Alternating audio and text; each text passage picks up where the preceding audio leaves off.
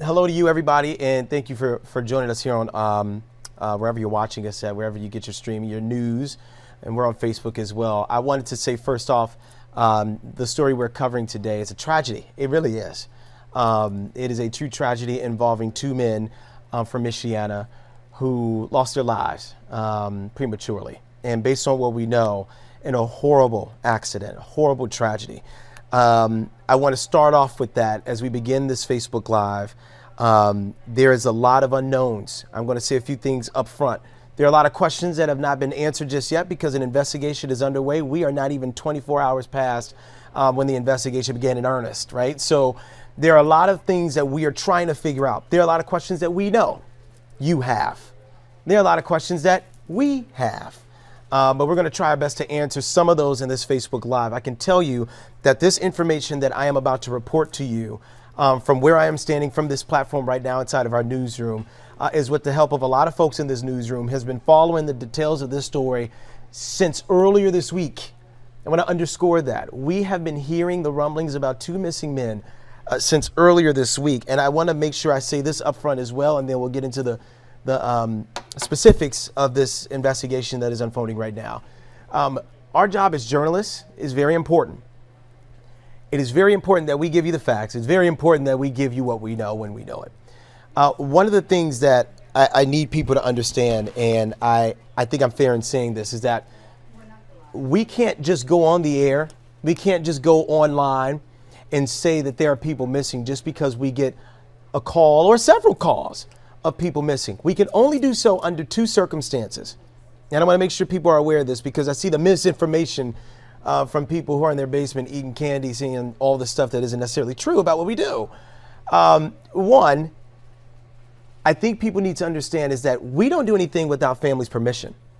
You know, that's important. So we have to get their permission and or confirmation and verification from them. It is a multi-tiered process, what us journalists have to do in order to tell the story. That's the first part. Family is important. The second part to this is that unless family or police or law enforcement or county sheriffs or whoever the investigative body is that's looking into this gives us information, we can't report anything that we see on Facebook or that we hear. We have to do our own digging, absolutely. But we can't go to air. If that was the case, we'd be reporting a lot about a lot of missing persons that, as you know, may not necessarily be missing or in several instances may have been a joke or prank. So we've got to be very careful in how we do those things. And so I want to start out that Facebook Live by laying out the facts as they are. Whether or not a lot of people will agree with that, I get it. You have a right to your opinion. But that's just a fact. So as soon as our newsroom heard about this information earlier this week, we were aware and started making calls. I can confirm personally that I reached out to Elkhart Police Department, the city's police department, when I first heard about these two men. We then learned Elkhart City had nothing to do with this, and so they had no information for us because they had no knowledge of it. From there, we got no information. And what I'm about to go into right now over the next several minutes can give you a little bit of a glimpse into the reason we got no information was because the investigation was just starting. And so the investigatory bodies that we went to ask questions to had no knowledge about what we were talking about because they were just beginning in earnest that investigation. So I want to give you guys that clarity from a news standpoint on what we have to do, which is sometimes tough, by the way. It is not easy for us to do that.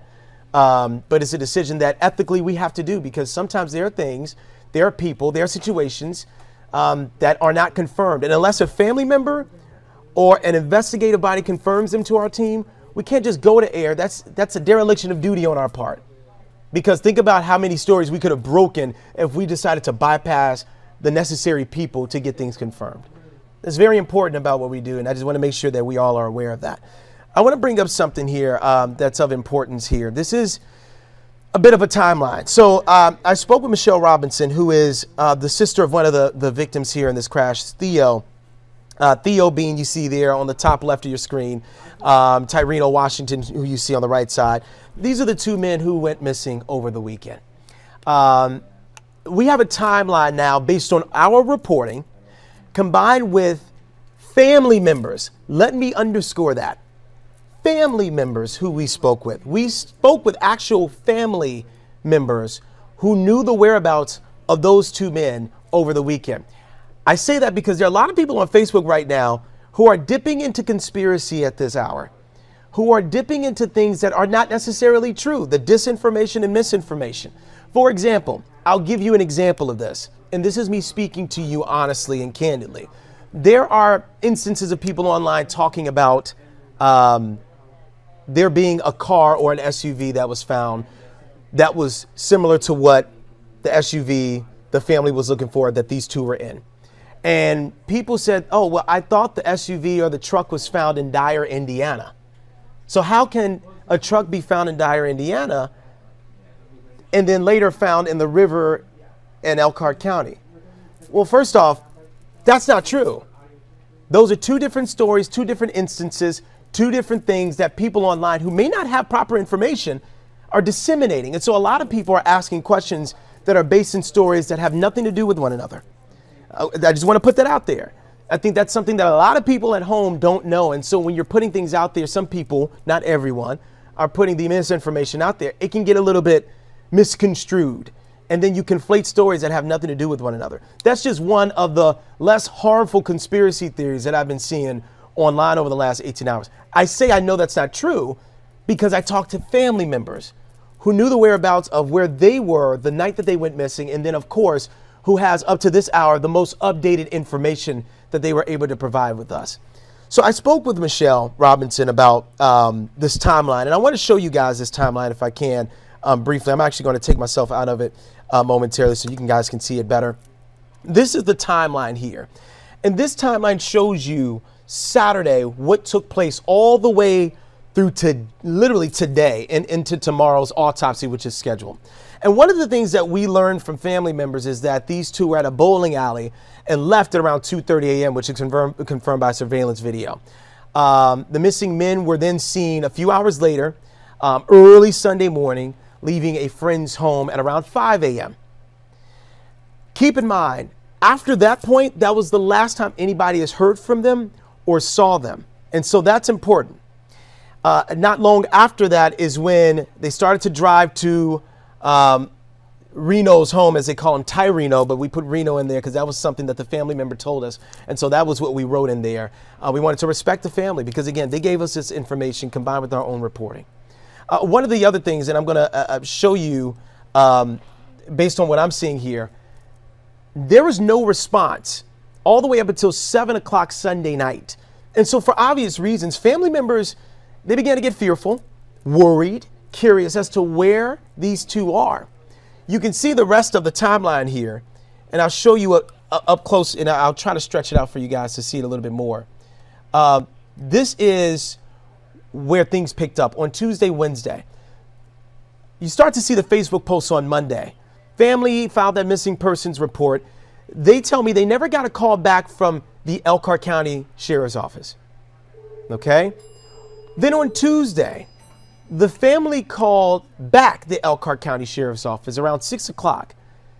Family told investigators that they got no pings from cell phones. That's what the investigators told the family. Forgive me, that's a typo there. The family did also, they were told they'd have to wait and hope for the truck to be spotted or if they were for some reason pulled over, right? And that's important. So I want to stop there for a second and kind of digest that. So on Tuesday, several things happened. Family members are worried. Family members are trying to figure out where their loved ones are. They're trying to figure all this out in real time, right? And so they had to go through all these things. They called the Elkhart County Sheriff's Office on Tuesday. They were waiting a call back. They ended up getting a call back eventually, and they were told that they got no pings on their cell phones and that they had to be patient and wait for them to, in essence, turn up. I am paraphrasing there, but in essence, to either turn up, and that be even if they're pulled over, because obviously when you're a missing person, you have to go through a database, and once in this database, every officer has them. So if you get pulled over for whatever reason, they will be the first to notify family members, so forth and so on. That's how it goes. I'm just letting down the curtain so you guys understand that. Family were told they had to wait and hope for either them to get pulled over or for the truck to be spotted. That is what the family members tell me, who are very close to this investigation, not people who are 17 times removed from the family who have something to say. These are people, Michelle Robinson, who I spoke with, who says this is what happened. And she knows because as a spokesperson for the family in this time right now, she has to deal with a lot. She had to call the sheriff's office. Now, I can tell you, and I've confirmed this, and in just a couple minutes, we are going to play a truncated version of our interview with the Elkhart County Sheriff's Office. The Elkhart County Sheriff's Office is the one overseeing the investigation involving the recovery of the vehicle, okay? But keep in mind, this is where we're starting to split hairs a little bit now. I'll get back to this timeline in a second. The Elkhart County Sheriff's Office is investigating only one of the missing person cases, okay? Only one of them, and that is Theo's missing persons case, right? That was their jurisdiction. They go based off of where you live or where the call comes from, right? And so they are involved in that. Bristol Police is involved in the other persons, okay? In Tyreno, Washington. So that's something that we learned today, that there are two different missing persons investigations being looked into by two different entities, right? I know that can be confusing because it's like, well, they were together, but that's why. Back to this timeline here, and I want to show you guys this. This timeline goes into Wednesday when the family called the records office, and they called, and I have specific times from family members, okay? They called the records office at the Elkhart County Sheriff's Office, left a message for a detective who ended up returning their call about an hour later or so, okay? I believe it says 9:20, I think it says 9:21 p.m. It's 9:21 a.m. I can tell you that for a fact. It was a.m. Again, another typo there. Forgive us. We're putting this together at once because we want to put the right information out there. Sadly, that's not the right information. 9:21 a.m. So a couple hours or within an hour later. And they left a message. Of course, they called back. And detective ended up calling again later on yesterday in the afternoon, right before 3 o'clock, saying that drones were being used, that they had requested other help from surrounding agencies, that all hands were on deck here. But at that point, the family is anxious. They've not heard from their loved ones in days. So you're seeing these Facebook posts pick up at this point, right? You're seeing a lot of these shares going out asking, where's police? Where's the sheriff's office? Because at this point, we have yet to see the public, you, the newsroom, nobody has seen any missing persons by any official agency yet, right? So that was troubling to our team because we know that this has been going on for several days, but we haven't been seeing anything. We didn't see anything on the Elkhart County Sheriff's Office page. We didn't see anything on the Bristol page, Bristol Police Department page. But stand by for that because I want to show you guys one other thing about this that was really interesting. And I asked, and you're going to see that part of the interview in just a second with Elkhart County officials. Police ends up responding to a crash site at 3:46 yesterday. Not even 10 minutes later, that is when the Elkhart County Sheriff's Office end up putting something out at 3:55, right? So I want you guys to understand where I'm coming from here because I know this is where a lot of you guys have the questions. So within minutes of the discovery of the crash scene at the river, only then did we begin to see the first time ever publicly from an official agency, an investigatory agency, the missing persons pictures. And so that is a question so many of you have. You can see the timeline right here, and I just showed you guys, and I'll show you guys one more time. It is, again, 3:46, police responded to the crash site, and 9 minutes later is when we see the first post on Facebook. Now, I asked officials at Elkhart County why that was. Why is it that we're seeing that these two were missing for the first time within minutes of a crash site being discovered? What was that about? And we get an answer, and I'll have him say it, obviously, and I'll show you that video momentarily. But I can tell you that he told me that that was nothing but a coincidence. That was a coincidence that things lined up the way that they did and that first post went out when it did. That's what he told me. That is what a captain with the sheriff's office told me a short time ago. So that is one important part of this. So that timeline, as you look at that timeline here, keep that in mind. We get to today, right? We then get another message. And this is, again, what I want to make sure everyone at home understands about what we do. As journalists, we have to put out the facts as we get them, as we also seek to learn information, right? People can give us information, but we got to dig ourselves. And one of the things that was very odd and strange by the news release that we initially got was the timing, right? The timing that we got was 3:46. 3:46 is when the crash happened. Well, today we got a little bit of clarification. You see it here under Thursday. ECSO, Elkhart County Sheriff's Office, sends out a clarification email because based on the initial email that they sent us, they made it sound as if the crash happened yesterday when it did not. So that is something that I want people at home to understand, people watching this on Facebook or wherever you get your streaming.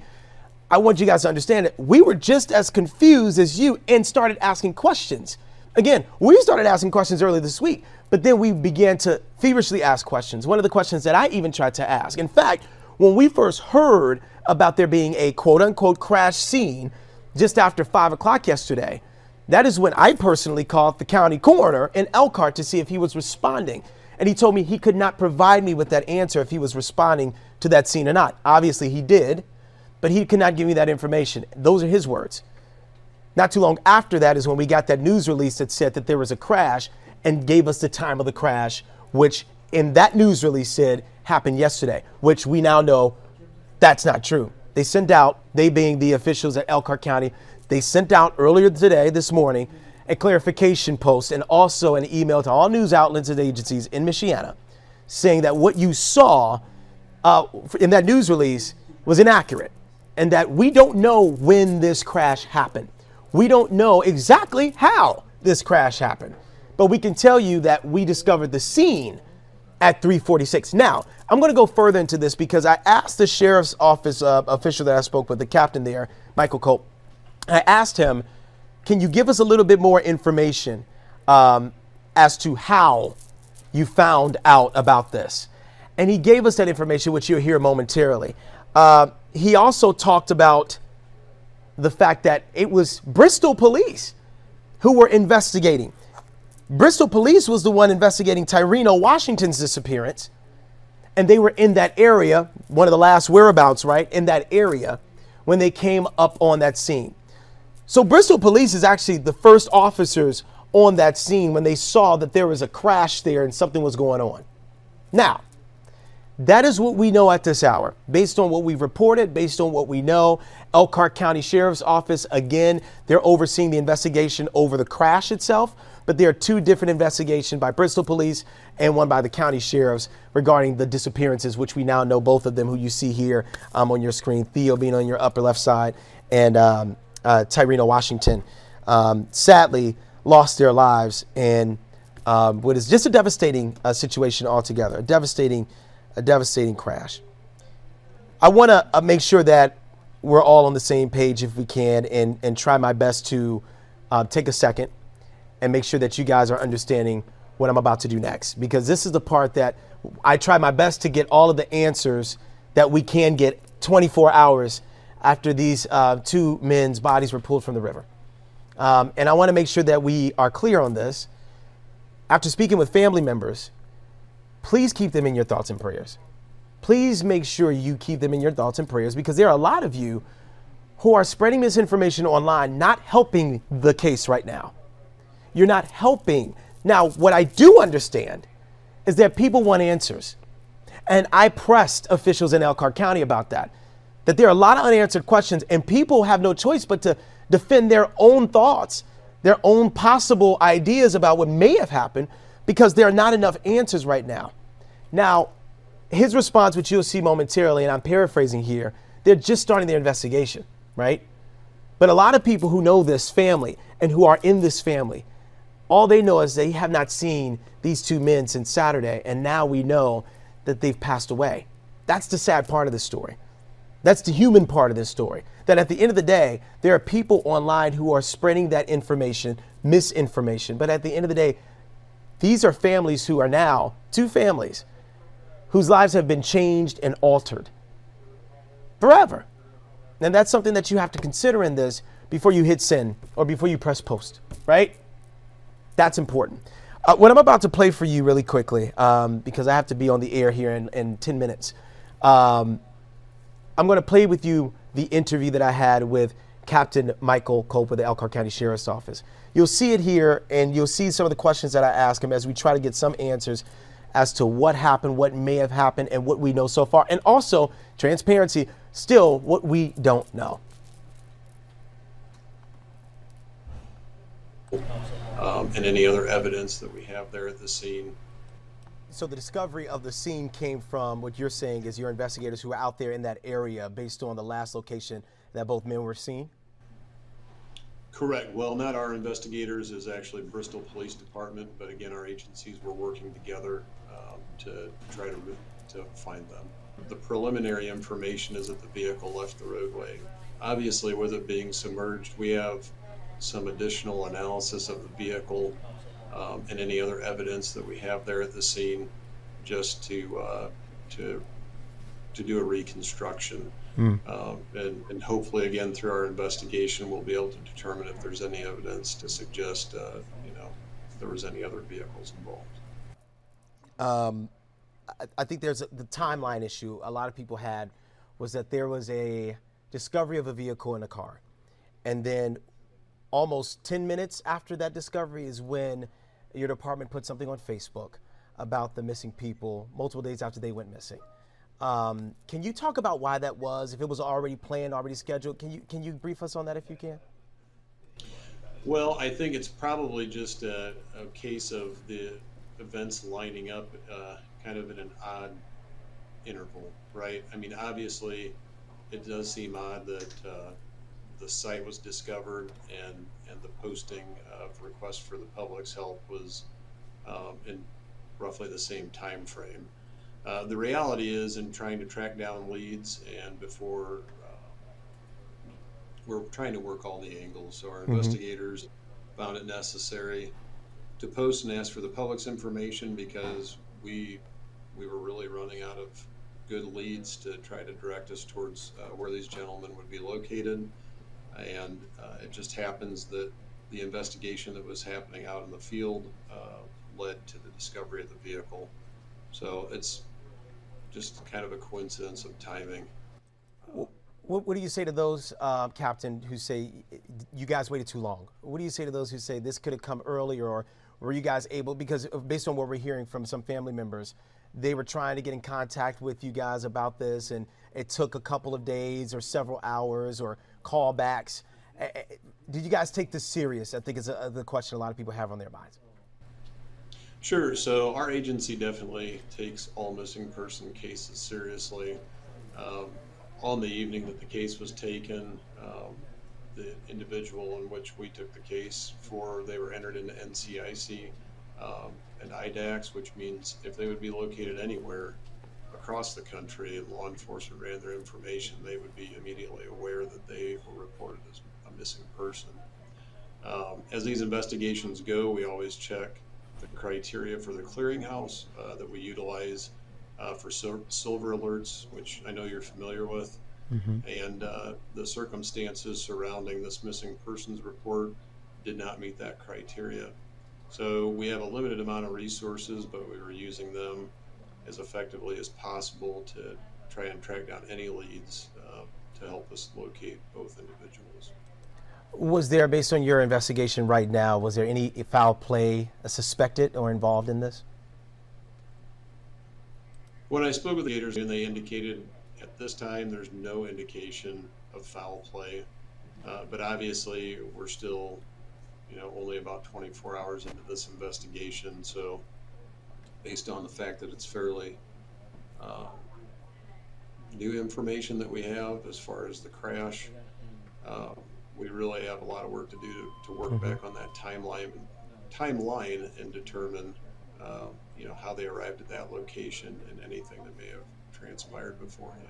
I have to ask this for those who are online who are peddling in misinformation, who are potentially asking questions that dip into conspiracy. What do you say to those people? Because I know that can be a little bit tough on the investigation, but understandably, you know why there are not a lot of answers right now either. So people are trying to find their own answers. What do you say to all of that? Certainly. Well, folks are entitled to their opinions. Obviously, when we reach out to the public and look for information, we do understand that there is going to be a certain amount of misinformation that may come in and a lot of speculation. And we have a lot of online sleuths these days.